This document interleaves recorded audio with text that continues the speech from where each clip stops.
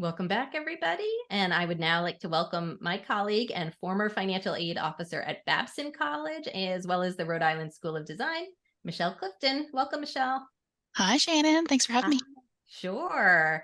So, Michelle, in our first segment, I talked to our colleague Kira about New Year's resolutions. Uh, Oh, a lot of people, I think, make resolutions related to their finances each year. And it might be, I'm going to stick to a budget this year, or I'm going to start saving for my kids' college. Or maybe it's I'm going to get my debt under control, or I'm going to pay off those student loans. And that's the one that we're going to talk about today, talking about student loan repayment. And I think we want to particularly focus on the government's new SAVE repayment plan that I think is going to help a lot of borrowers out there with loan repayment. yeah. But I guess, first of all, to just kind of step back a bit, set the stage for our listeners who maybe haven't been as focused on the student loan world as you and I have been for the past few years. Can you just briefly explain kind of what's been going on with student loans since 2020 when things really changed? Yeah. Yeah. So in March of 2020, loan payment was paused due to Mhm. COVID, and then it was extended. I forgot the number, 6, 7 A times. lot. Yeah. And then it could no longer be extended due to the debt ceiling bill. So loans went into repayment, or the pause ended, what was it, August 31st?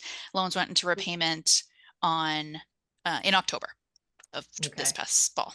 Okay. So after 3 years, more than 3 years of not making payments, borrowers are having to start making payments again. So, Yes. And in the okay. middle of that, there was supposed to be some broad debt relief that didn't happen. It got struck down by the Supreme Court. So Oh yeah. Oh, lots that of fun stuff in the that student loan that world. small thing. People Yeah. were told they would have $10,000 or Yeah. $20,000 in student loans forgiven, and then that was walked back Right. by the Supreme Court. Yep. Yeah, so a lot going on. So loans going back into repayment this October. So we have a couple months out under our belt. How has it been going Yeah. so far? Yeah. So I don't want to start out with the negative. So I will briefly You mention that. just did, Michelle. The fact that you have to say that Right. gives me a clue about how I it's was been gonna say going. this one thing, and I said, wait, let me step back. So, when I have coaching sessions with borrowers about their loan debt, I've been really pleased with how many people have been ready for this and Mm, prepared and doing all the right things to get their loans back into repayment. Or I've talked to a lot of people who finished their programs. And a lot of them went back to school and finished a degree program sometime in 2020, 2021, 22. And so they had, more than the 6-month grace period that we're used to. So yeah. it's been an adjustment to get them back into repayment. But Hmm.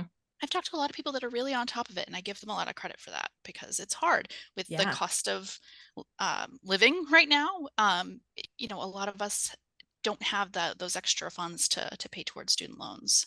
Yeah. But for the kind of reality check, so um, I'm not sure if anyone heard about this, but at the end of October, the Department of Education actually called out loan servicers for not doing Mm, their jobs appropriately, which is so frustrating to hear because they yeah. knew this was coming. Um, Yeah. and so one of them wasn't sending out bills 21 days prior to their deadline, which is a requirement. Um, Mhm. Others were not billing appropriately. They weren't calculating the right amount. So they actually required them to put those borrowers into a temporary forbearance while they got Mm, their act together and got to that situated. So that's something that borrowers may have seen. And then you mentioned the SAVE plan. So the SAVE plan includes an application. So borrowers submit that application through the student aid site, and mhm, it's taking at least 30 days in most cases to get that processed. Some mm, longer, some a little bit quicker. And while those applications are being processed, they are putting them into like a processing forbearance. So a lot of people have kind of received a kind of an extension of the pause, right. which they may not have expected, and I'm sure they probably enjoyed that. And then, Right. interestingly enough, just on December 15th, the Department of Education posted on their blog some initial data that in the first month, so borrowers that had a payment due in October, that was about Mhm. 22 million borrowers. Of that, 60% of them made a payment by November 15th. So 40% have not paid. So interesting. And then another something that I thought was really interesting is that 5.5 million borrowers have enrolled in the SAVE plan already. And of that 5.5 million, slightly more than half, I think it was like 53%, actually have a zero due calculated payment. Wow.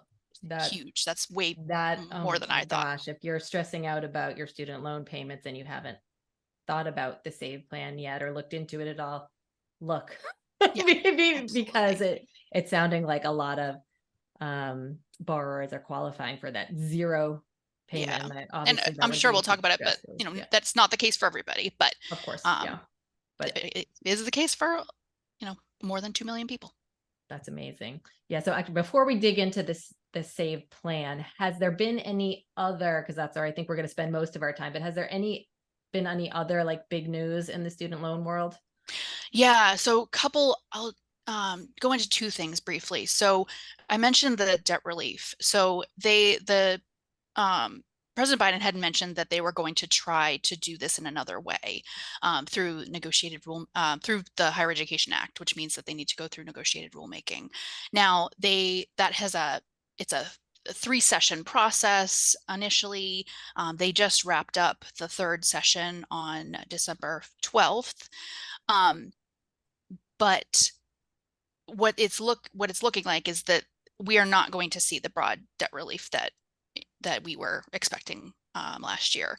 Instead, they've really kind of narrowed it down to certain groups of borrowers that they want to help. And the negotiators didn't reach consensus on many areas, so I don't want to go into it too deep because right now, because of that, it's really in the Department of Education's hands to create the proposed rule. And they are supposed to release that in May of 2024. And then after that point, there's a 30-day comment period for the public to comment. And then they need to come up with the final rule by November 1st of 2024 in order for this all to be implemented in July of 2025. Got it. Okay, so we have a ways to go. But the two kind of groups of borrowers that I find the most interesting, because I feel like that will help the majority, is that they want to help those who have higher balances than they started with due to accrued interest.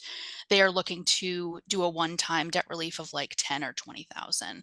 The negotiators were very kind of riled up about this because they were like, why are we capping this? Why aren't we just getting rid of the interest? That type of thing. But so it will be a minimal amount for some, a significant for others, depending on how much interest they've had.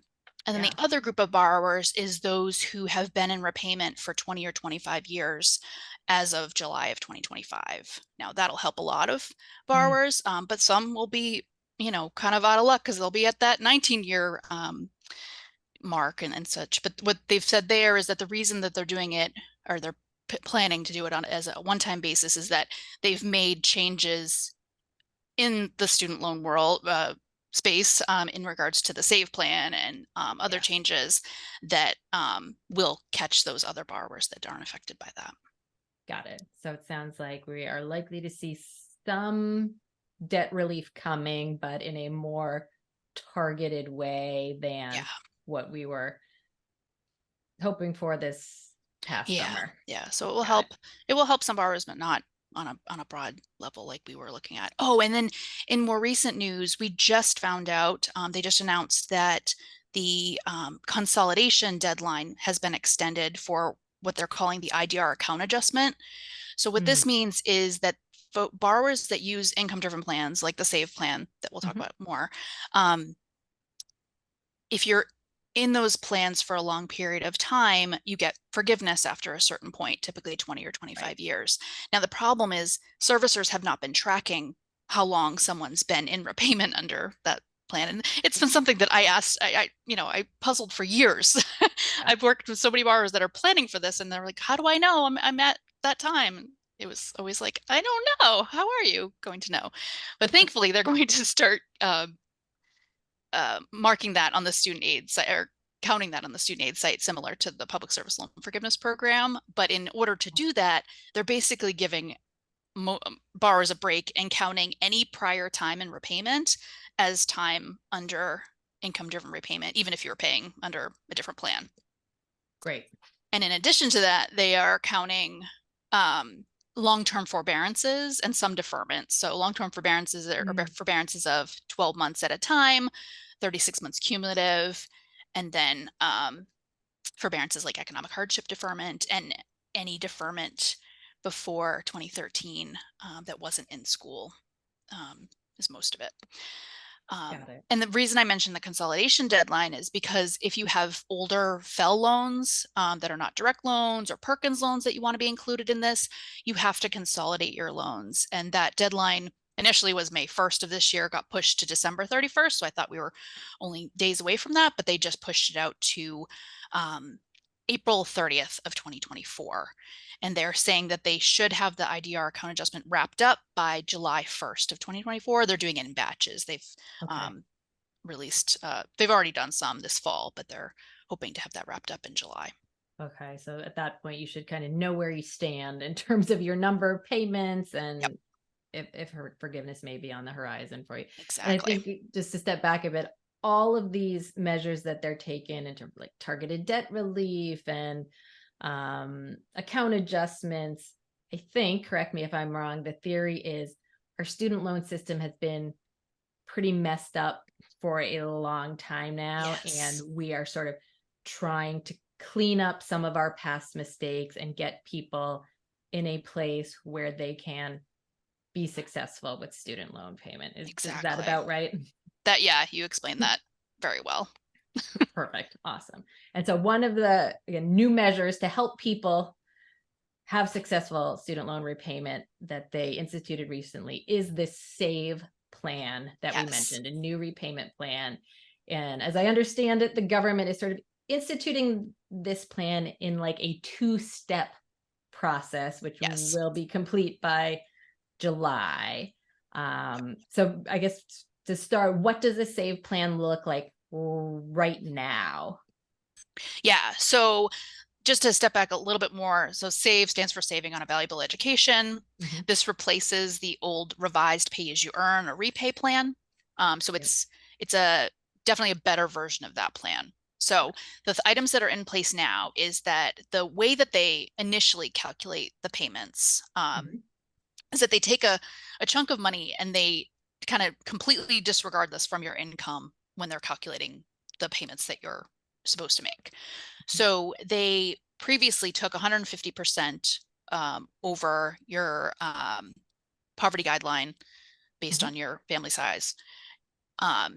That went to 225%. So what that means kind of in numbers form is that if you're a single borrower and you make less than, I think it's 32,800, you actually, just based on this calculation alone, you have a zero due payment.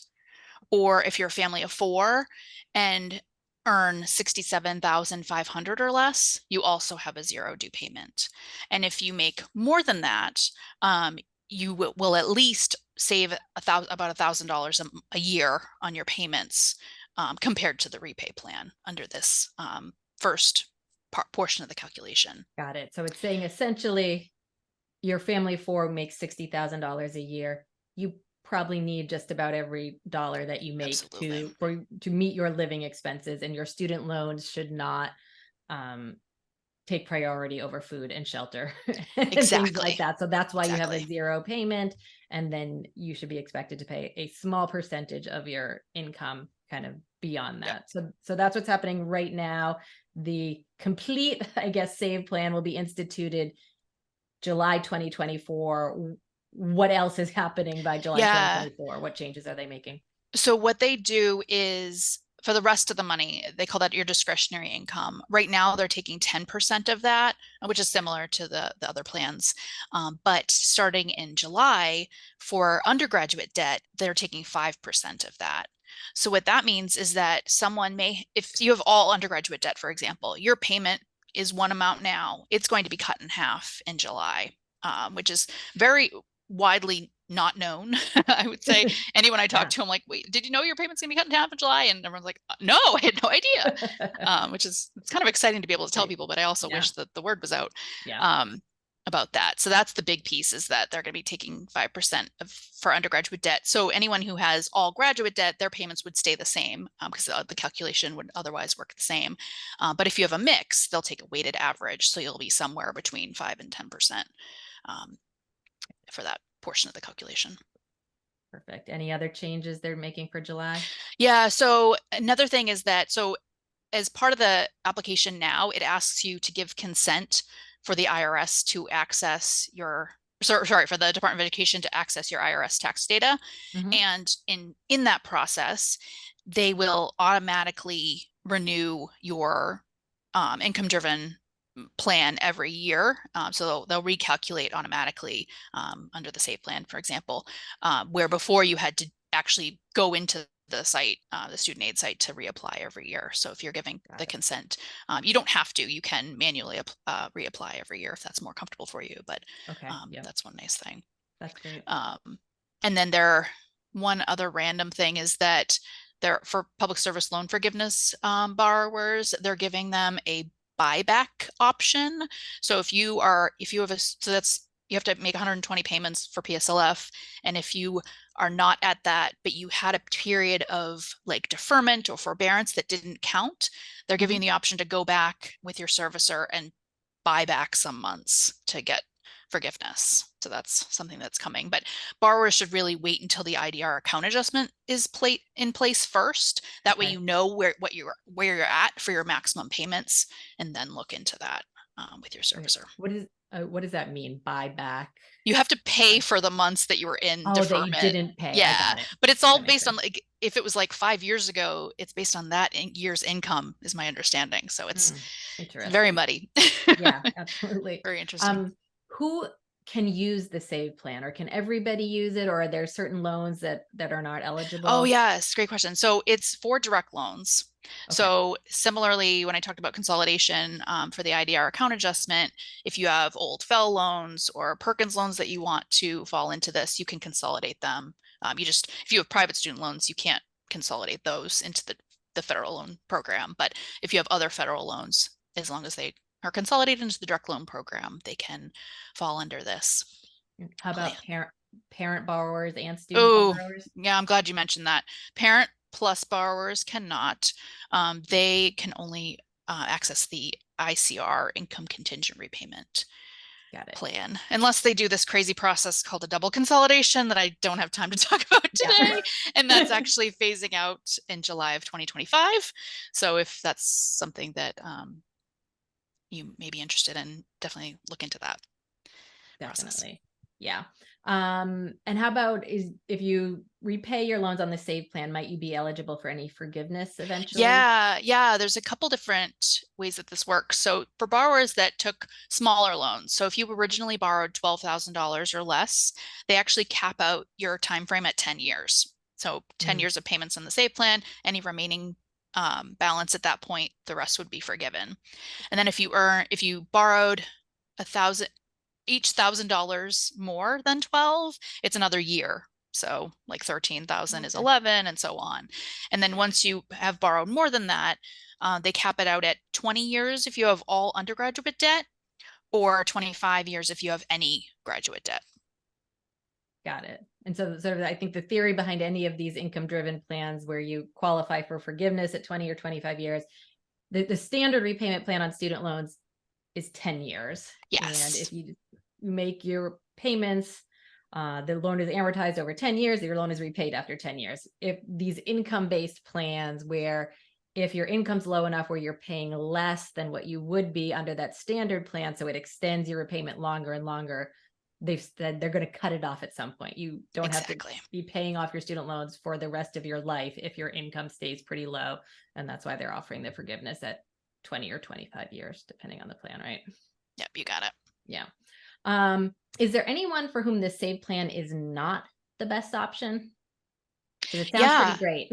Yeah, no, and that's kind of been the hard thing, is that it's been so highly promoted as like this is the option, but it doesn't work. The math doesn't work for everybody. If you make $500,000 a year, this isn't going to benefit you unless you've taken a ton of loans. So it all depends. We used to say that if your overall annual salary was higher than your loan debt, it probably would make sense for you. Now with the save plan, you actually can Get high. earn Yeah. more. So that kind Yeah. of it's kind of a bummer that I mean, The actually, rule it's of not, I thumb shouldn't doesn't say that. work anymore. The rule of Yeah. thumb doesn't work, but I'm glad it doesn't because Yeah. it works. It's helpful for borrowers. Yeah. But maybe I'll give an example. So Yeah. like a single borrower earning $70,000 a year, Mhm. um, your income, sorry, your payment under the save plan now at the 10% of discretionary income would be like $310. Okay. And then once the 5%, say it's all undergraduate debt, the 5% kicks in, it drops to 155 in July of 2024. Yep. Now, if you are an average borrower who had $30,000 in undergraduate debt, under Mhm. the standard plan, that's like 318 a month, depending on your interest rate. So that's not a significant savings right now. That's like $8 a month if you're under the save plan. Yeah. But it's like what, $163 savings as of Yeah. July. So in that circumstance, the save plan works. Um, but if you're, say, uh, married family of four with Mhm. $150,000 in income, that Yep. calculates at 688 now. Yeah. And then if it was all undergraduate debt, it would drop to 344 in July. But if you still have that average $30,000 loan, even in July, it's higher than the 318 under the Right. standard plan. So Right. So you're it better really off depends paying it on off how in this. much your income relative to Right. your overall borrowing. Yep. That makes total sense. And as we were thinking about this, and I'm thinking about interest accrual, you might have said it and I missed it, but I think we have neglected to mention the Oh, government yes, paying we the didn't mention interest that. subsidy. Yeah, so that's one of my favorite things because so basically, yeah, if your payments are zero or lower than the interest that's accruing, the government will cover the rest. So, I mean, if your payments are zero, obviously you're not paying your loan down, but at least it's not Mhm. growing. I've talked to so many people who have been Yeah. in repayment for 10 plus years and their loans are so much higher than they started with. And that can really mess you up mentally, I think.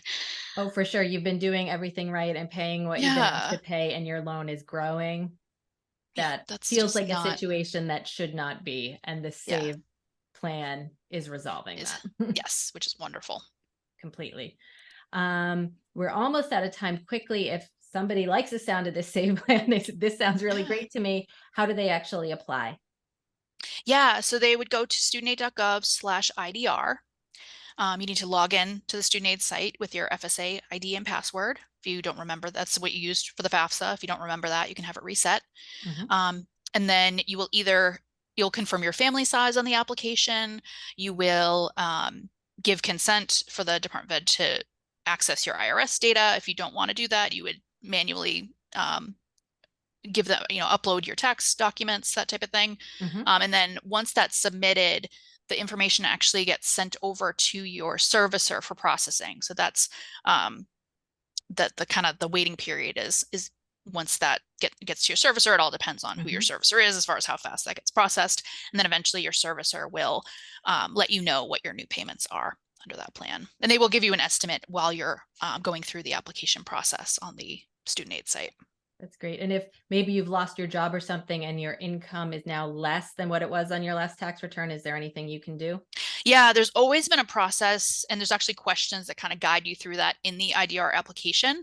But even easier is that for the first 6 months of repayment, so I think this is until like February of 2024, maybe March of 2024, Mhm. you can actually self-report your income. And if you do that you can still do that through the IDR application, but if you actually do it through your servicer site, they are temporarily not requesting like documentation. Just coming from Cool. an aid office is so weird to me because I'm such a documentation person. Yeah, But they're going to you take your word for it. temporarily you can Yeah. tell your servicer this is my updated income, and they will um, readjust your payment based on that. That is totally great. And we are totally out of time. Thank you so much for joining us today, Michelle. Well, thanks for having me. Oh, you're so welcome. And thank you, listeners, for joining. If you enjoyed this episode, please do leave us a review wherever you get your podcasts. We really appreciate that feedback, and it does help more folks find us. So thanks in advance for that. And please join us next week. And it will actually be next year when you're joining us. And we are going to be discussing summer programs. Yep, it's only January, but it's not too early to start planning for your high schooler for summer.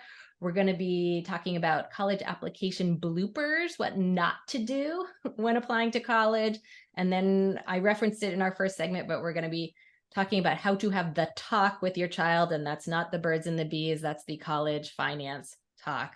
So definitely tune in for that one. And remember, we are here every Thursday at 4 p.m. Eastern and 1 p.m. Pacific. Bye-bye.